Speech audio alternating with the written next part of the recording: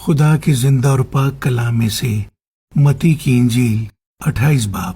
یسوع کا جی اٹھنا۔ اور سبت کے بعد ہفتہ کے پہلے دن پو پھٹتے وقت مریم مگدلینی اور دوسری مریم قبر کو دیکھنے آئی، اور دیکھو ایک بڑا بھونچال آیا، کیونکہ خداوند کا فرشتہ آسمان سے اترا اور پاس آ کر پتھر کو لڑکا دیا اور اس پر بیٹھ گیا۔ اس کی صورت بجلی کی مانند تھی اور اس کی پوشاک برف کی مانند سفید تھی، اور اس کے ڈر سے نگہبان کانپ اٹھے اور مردہ سے ہو گئے۔ فرشتہ نے عورتوں سے کہا، تم نہ ڈرو، کیونکہ میں جانتا ہوں کہ تم یسوع کو ڈھونڈتی ہو جو مصلوب ہوا تھا۔ وہ یہاں نہیں ہے، کیونکہ اپنے کہنے کے مطابق جی اٹھا ہے۔ آؤ یہ جگہ دیکھو جہاں خداوند پڑا تھا، اور جلد جا کر اس کے شاگردوں سے کہو کہ وہ مردوں میں سے جی اٹھا ہے، اور دیکھو وہ تم سے پہلے گلیل کو جاتا ہے، وہاں تم اسے دیکھو گے۔ دیکھو میں نے تم سے کہہ دیا ہے۔ اور وہ خوف اور بڑی خوشی کے ساتھ قبر سے جلد روانہ ہو کر اس کے شاگردوں کو خبر دینے دوڑی۔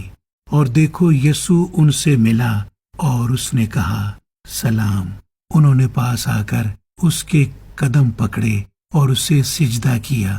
اس پر یسوع نے ان سے کہا، ڈرو نہیں، جاؤ میرے بھائیوں سے کہو کہ گلیل کو چلے جائیں، وہاں مجھے دیکھیں گے۔ پہرے داروں کا بیان۔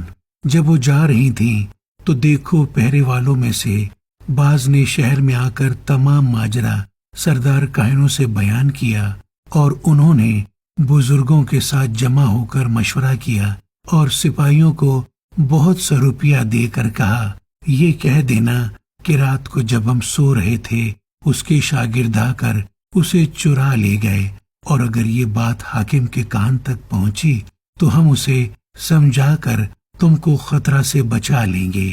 بس انہوں نے روپیہ لے کر جیسا سکھایا گیا تھا ویسا ہی کیا، اور یہ بات آج تک یہودیوں میں مشہور ہے۔ یسوع اپنے شاگردوں پر ظاہر ہوتا ہے، اور 11 شاگرد گلیل کے اس پہاڑ پر گئے جو یسوع نے ان کے لیے مقرر کیا تھا، اور انہوں نے اسے دیکھ کر سجدہ کیا، مگر بعض نے شک کیا۔